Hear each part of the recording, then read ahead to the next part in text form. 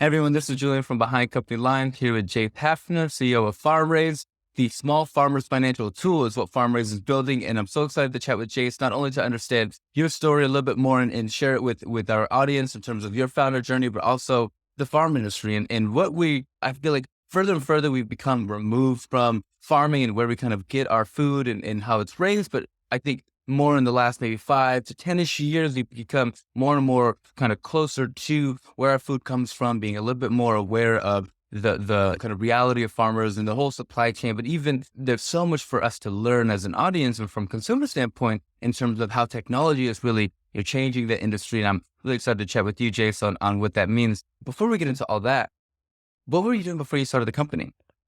Yeah, Julian, thank you so much for the warm welcome. I'm really excited to be here. Before FarmRaise, I was getting my MBA at Stanford, and that's where I met my co-founder, Sammy. We both have pretty unconventional backgrounds. She had worked at the U.S. Department of Agriculture for a number of years before deciding to go back to grad school. And I had grown up on a farm. I grew up on a small Angus beef cattle farm in the Shenandoah Valley of Virginia. And it was an awesome experience. Yeah. Being able to be hands-on with my dad in the business and managing our goat business and our chicken business growing up and learning a lot about the cow business as well. We were primarily Angus beef cattle producers, but there were some hard parts to that as well. Sure. It's really tough to be competitive as a small farmer, small to mid-sized farmer. There are no good tools or resources today that enable farmers to be able to grow profitably and sustainably as the macro context is changing and increasingly supporting really scaled up industrialized operations. But small farms have a ton to offer, and they're incredibly important when it comes to sustaining supply chains and producing food for the world and mitigating climate change. And as a kid, I saw how tired my dad was all the time. Yeah. He would come home and be just absolutely exhausted. And the top of mind thing was not about organizing our cash flows and making sure we were poised to take advantage of opportunity or applying for a grant. It was just about making sure that we were able to keep functioning day after day. Yeah. And I'm so fascinated in terms of, just give context before we kind of dive into the challenges that farmers face. Obviously, there's probably many, but if you've got any experience of a small farmer in regards to what their daily activity is and in terms of the relationship to consumers, what is kind of the vehicle to selling what they produce and being able to reap dividends for that reward, and how do they essentially get feedback? So kind of what's that overall experience for small farmers? And before we go into challenges, to give a little context to the audience. Oh my gosh, thank you so much for asking this question. I love going in close on a farmer's day.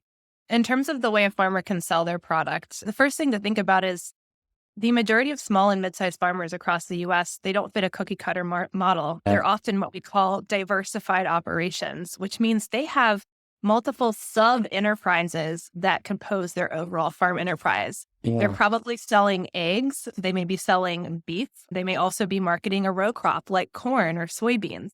And these different business entities make up their whole. They may also be doing Airbnb or Hip Camp on the side. There are many different ways you can grow the operation and build into that whole business.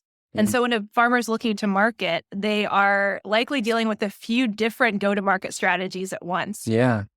Conventionally, farmers often, when they're marketing a row crop, they'll look to sell at their local grain elevator. Or if they're growing livestock, they'll look to take that livestock that they're taking out to sale to a local, what they call a stock sale, which is where sales are aggregated and then often taken a market price. And then the buyer takes those cows and fattens them up and then has them processed. So that's really the conventional way, is through selling into a wholesale aggregator. Yeah. But what a lot of small farms are starting to do, and mid-sized farms as well, to capture more of a premium on their prices. And this is critical to their success, right? Because when you're looking at a small to mid-sized farm, you're not going to necessarily win by getting a market price for your produce in the same way that a large farmer could with the volume they produced. Right. So to survive, you really have to be aggressive and go after that market premium and be creative and scrappy about that.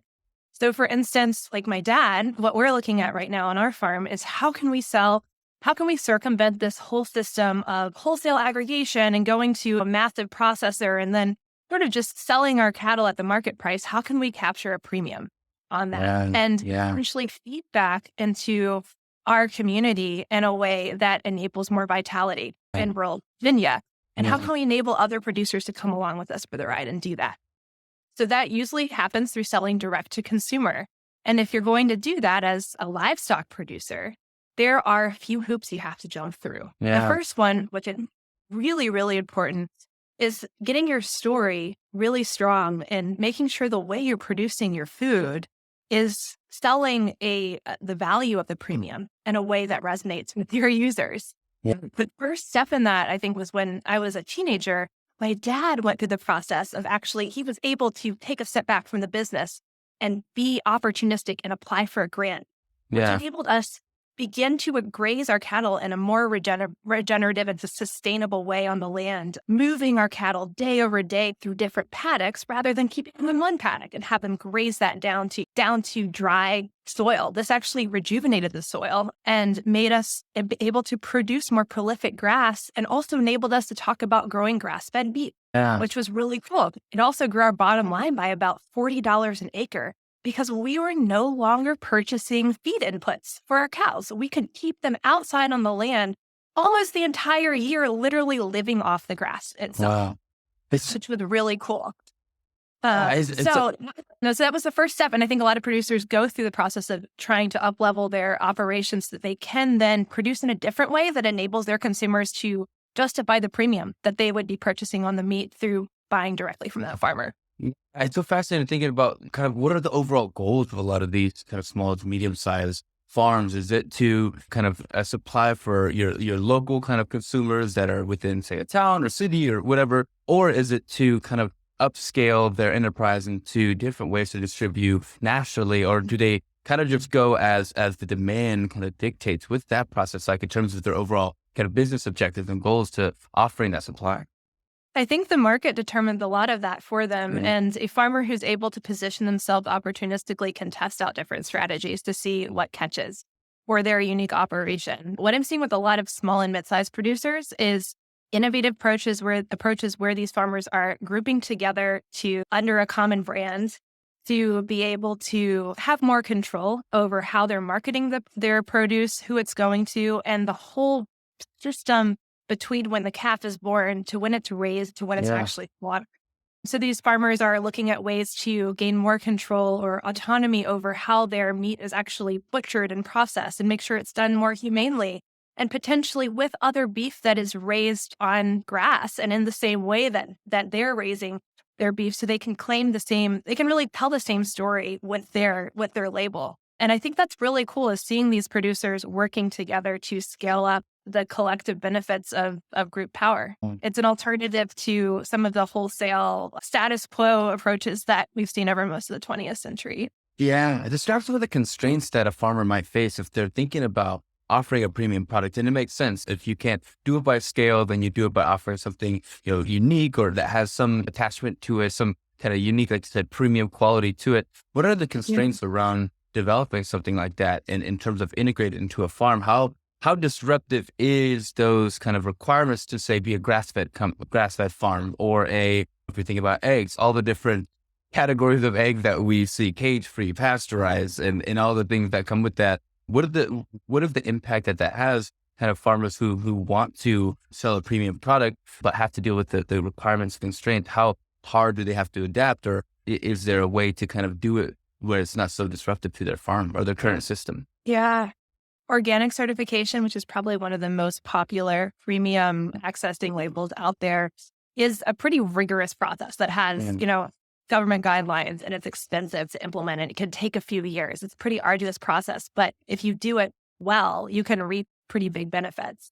There are other labels that are emerging, but with them, it's more like the Wild West. We're starting to see some like grass-fed certification coalescing around a common standard. I've also been really interested in seeing wildlife-friendly beef becoming a label that farmers can work with. But depending on which one you're going for, it may or may not be super rigorous. And there is a lot of uncertainty as to how much that certification may actually amplify your voice. Times we've seen a lot of farmers just kind of claim all natural or grass finished and just telling their own story to put their beef out there on their best foot forward, using beef specifically, but there are a lot of other, obviously, meat products that could fall into too. And one thing that I've also seen a number of small farmers leveraging when they aren't necessarily going for the organic certification, but they're looking to amplify their brand, is to go at it through an influencer approach. They're getting on YouTube and they're getting on TikTok and they're creating like some really fun and engaging educational and like hilarious content. And they're winning a massive audience for that and are being able to market their livestock at a premium because it comes from this particular farmer influencer. It's super interesting. Yeah, describe a little bit more about the kind of the new generation of farmers that, or even how farmers are adapting, because I think when we think about farmers, we probably have kind of two, probably more stereotypical types, kind of very industrial, very much like a plant almost, and then someone kind of a mom and pop shop where it's a small crew of individuals, but it's owned by family and things like that. Is there a middle ground there that you see in the market? And you obviously with TikTok and marketing and branding, it seems like they are kind of up-leveling that experience and offering that premium product based on that brand. But what other creative ways are these farmers, this new generation of farmers, kind of using to help connect to the consumers or get their brand out there? Yeah. I can speak to our customer segment, which does trend younger and also trends toward more innovative practices on the farm. Lots of these farmers are experimenting with regenerative ag practices that invest in soil health of the operation.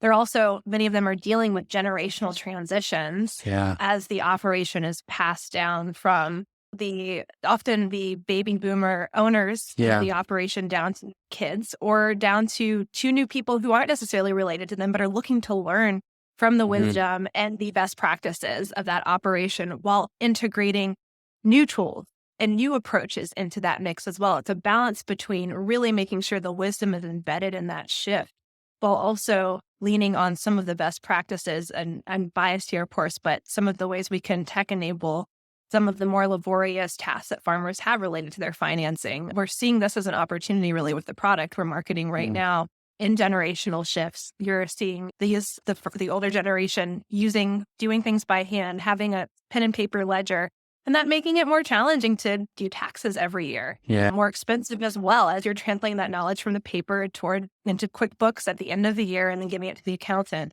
We're seeing this younger generation being really open and interested in adopting technology on all fronts to make the operation more sustainable and efficient.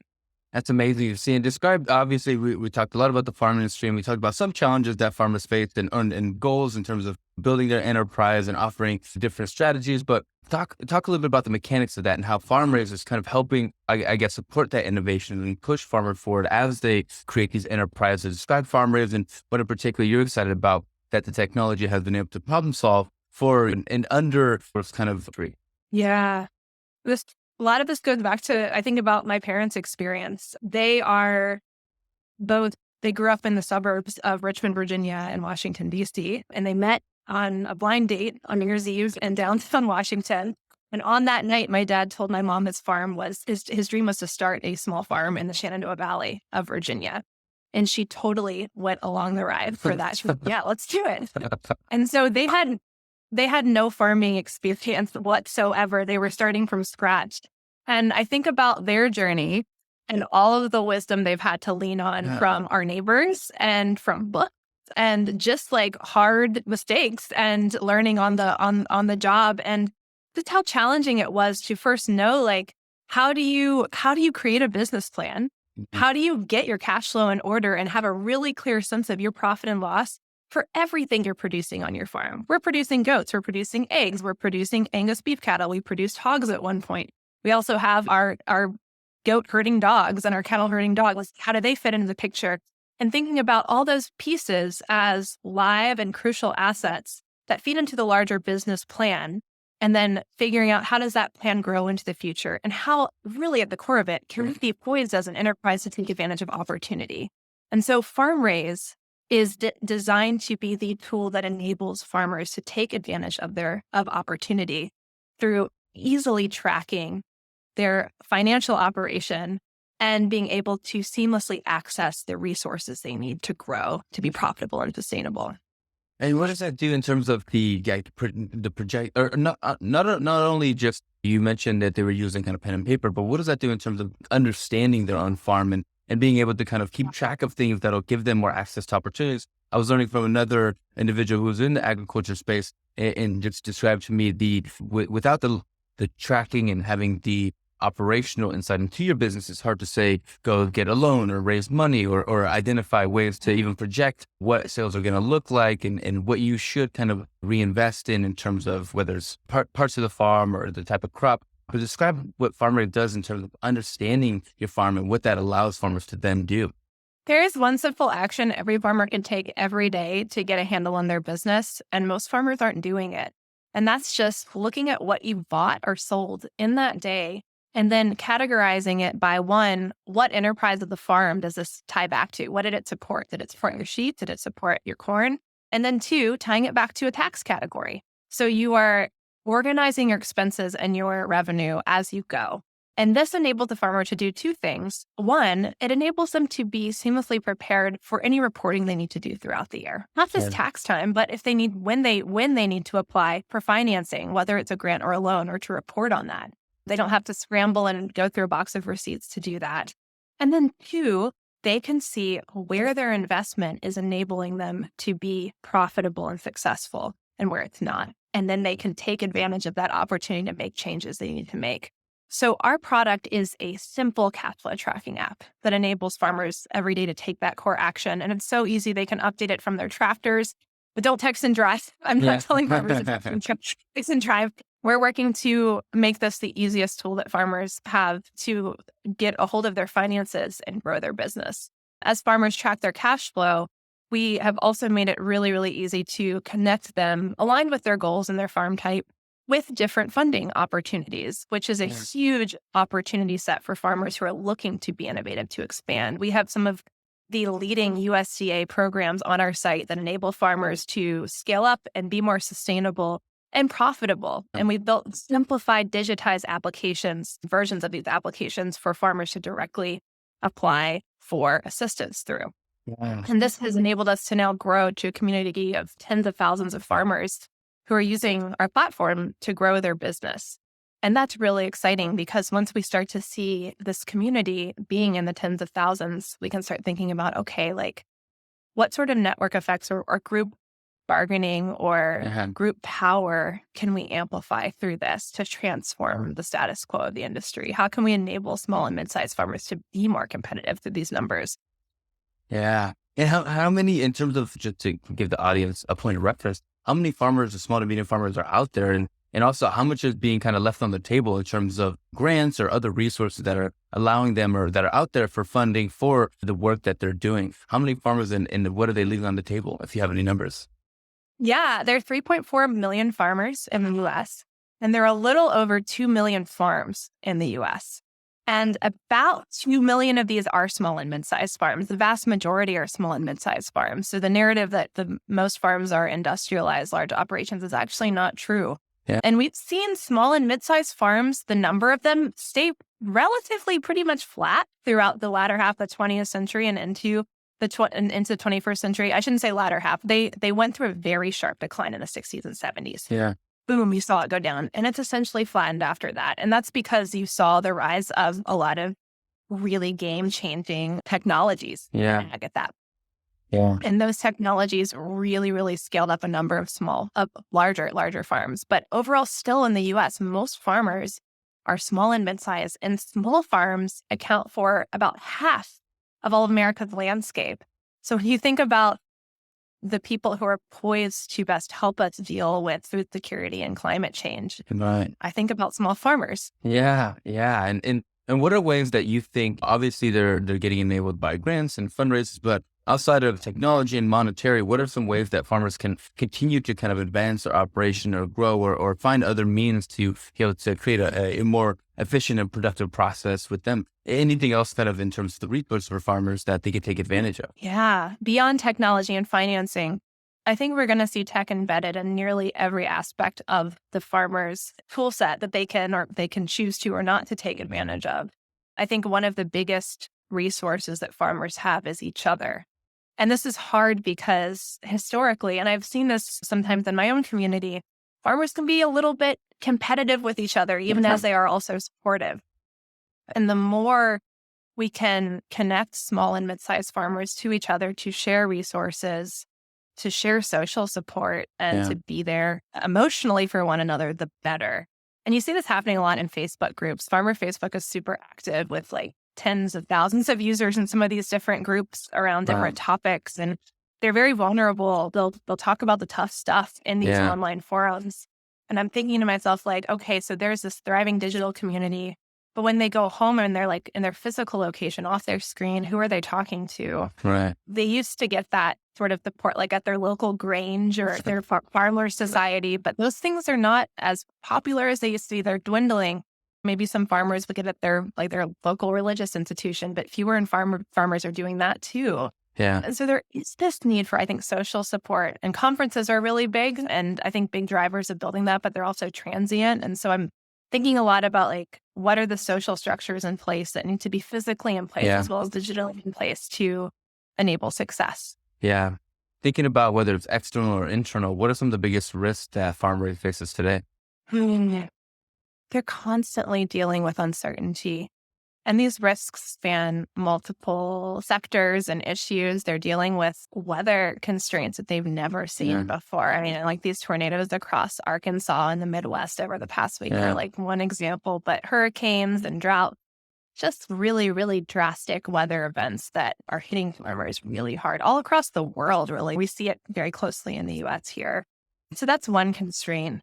And then other macro events too, like when you have a global pandemic, we saw some really horrifying situations with livestock producers at the beginning of the pandemic when, because of these, we depend on these highly scaled industrialized supply chains for a lot of our meat if we're not buying direct to consumer. Right. And because of that, there's a lot of supply that can be backed up and not flow freely when you do have a disruption like that. And we saw livestock producers having to basically kill thousands of their livestock in a day because they didn't have money to keep sustaining the livestock. They couldn't have them butchered and slaughtered for meat because it wouldn't get to anyone. Events like that are really traumatic for an involved. Yeah.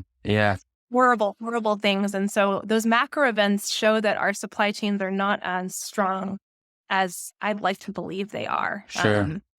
And there are other aspects of that too. When you see the market prices fluctuating because there's a trade war or there's other sorts of economic shocks, it also hurts the farmer, especially those relying on the market price to make ends meet. And so this is where I think direct to consumer begins to appeal to a lot of farmers because they have more autonomy over where their meat or their produce is going. But it's definitely not for every farmer.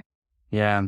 If everything goes well, what's the long-term milestone for FarmRaise?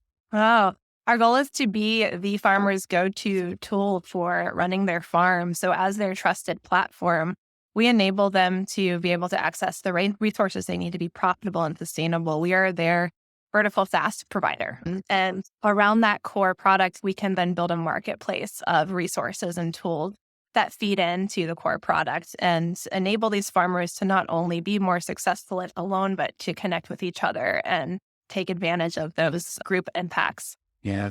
I always like this next section. I call it my founder FAQ. So I'm going to hit you with some rapid fire questions, then we'll see where we go. The first question I always like to open up is, what's particularly hard about your job? It's always hard to tell people no.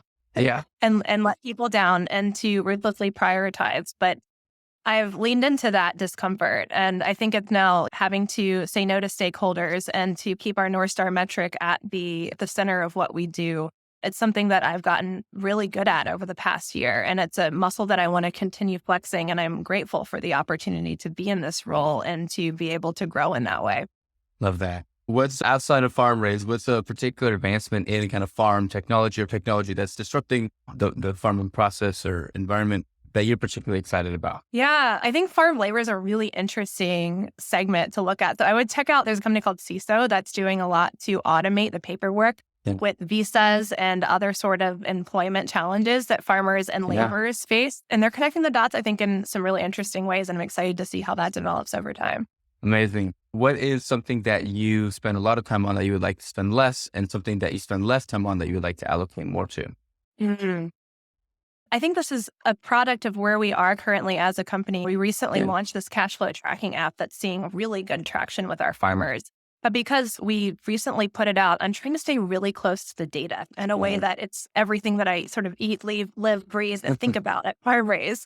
And I always want to be centered on that data piece, but I am excited for when we are at a point where I can zoom out a bit more from that and come back to the big company story and those sort of big scale pieces that at the heart of it, I think a successful leader can be really, really attuned to the story that the company is moving forward in the world. I think storytelling is the most powerful tool that any of us can wield and potentially some of the most impactful. And I'm excited to zoom out again when we come up from this execution phase and be able to tell that company story loud and clear. Yeah, I love that. What's something that you're good at as a founder now, but you wish you were better at early on?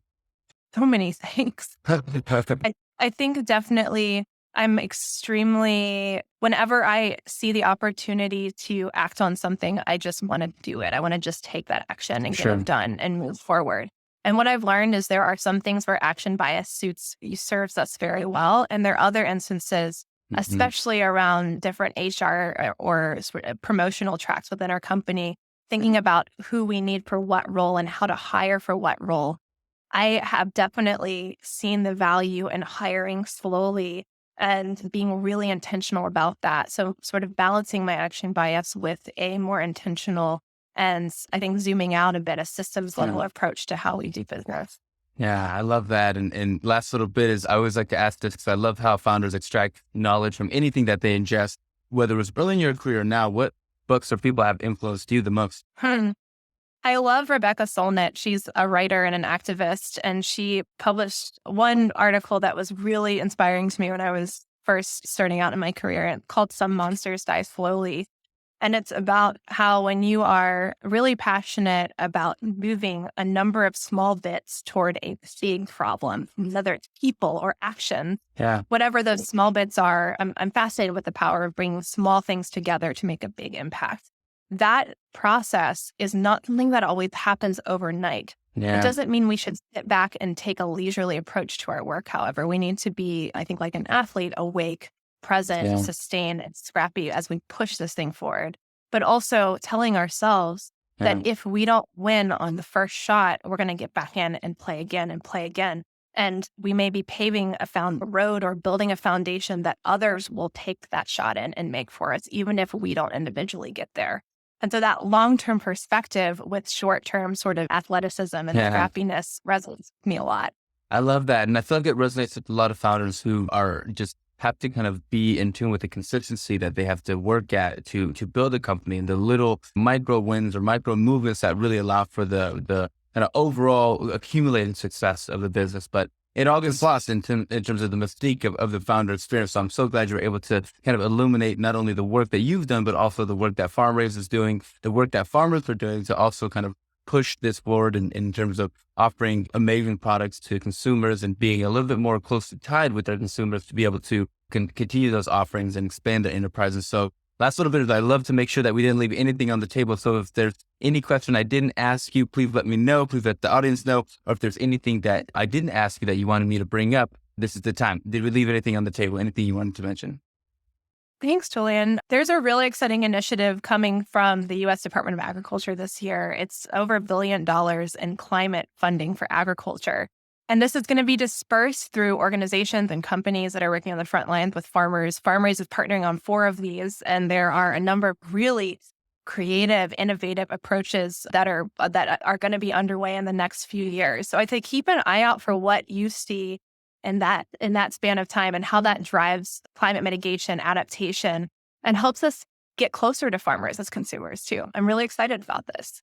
Amazing, Jayce. And last little bit, where can we find you? Where can we support you as a founder and FarmRaise? Give us your LinkedIns, your Twitters, your websites. Where can we be a supporter of you and the company? Wonderful. I'd say come to farmraise.com and you can find all of our contact information there. Whether you're looking for a role or you're interested in joining our team in some way, shape, or form as a supporter or advisor, I'd love to hear from you. So please do come and reach out. You can always contact me directly at jayce@farmraise.us. Amazing, Jayce. Thank you so much for being on the show today. I hope you enjoyed yourself. And again, I appreciate your insight, your knowledge, and not only farming, but also as entrepreneurship and kind of where you go to kind of tackle this market. So thank you again. And I hope you enjoyed yourself on the show. Thank you, Julian. Of course.